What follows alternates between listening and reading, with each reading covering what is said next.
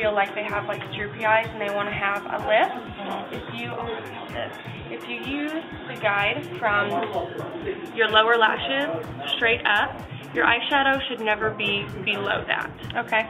So if you think when you're doing your crease color here, this is like from here to your eyebrow. Okay. Your eyeshadow should never be below that because then it's going to bring it down. Okay. So then almost always after I put on my eyeshadow, then I just kind of like go like this. Okay. But then whenever you take your highlighter and go kind of underneath that, it also creates a guide also where you know, okay, if it's below here, I need to go ahead and correct that. Okay. And then it just gives you a lifted look.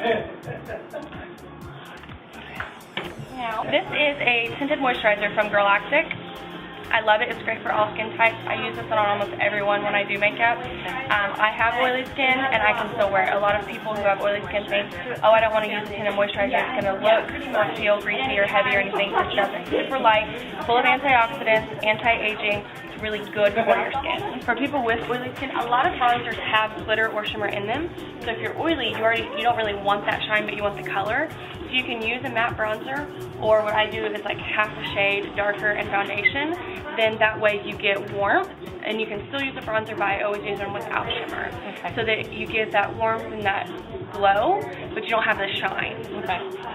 And NARS has a really great one that has glitter in it, but a lot of their stuff that has glitter in it, the glitter falls off, so it's like instant shine, but then throughout the day you still get the depth. And I like their bronzers because it's not orange.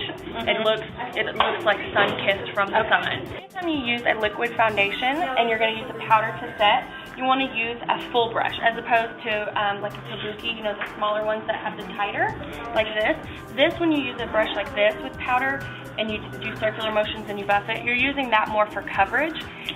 So that's like great for when you use just a powder. But if you use a liquid, you want to use a fuller brush and think more of dusting, because you're just going to use the powder to set the foundation. This is going to be more for coverage. This is just to set. If you use a sponge to do that, then that's when it starts to look heavy and feel cakey and look like you have on makeup. This is a great color to use anytime you're using another part of your face as a feature. So since we're featuring your eyes, you want to do a softer lip. And this is nice because you can do almost kind of like your nude lip or just a real soft pale pink. And you can use this, you can layer this on top of other colors. I layer this on top of lots of lipsticks and even other lip glosses. This is one of the great ones to use if you use a darker color. Use this gloss in the middle center of the bottom lip to create the fuller look also. Highlighter in the opposite of your bronzer. So we do the bronzer underneath the cheekbone to kind of create and contour. Then you do your color. So then you take your highlighter and do just above the cheekbone and kind of just around the temple here. And this just creates a nice highlight and a pop.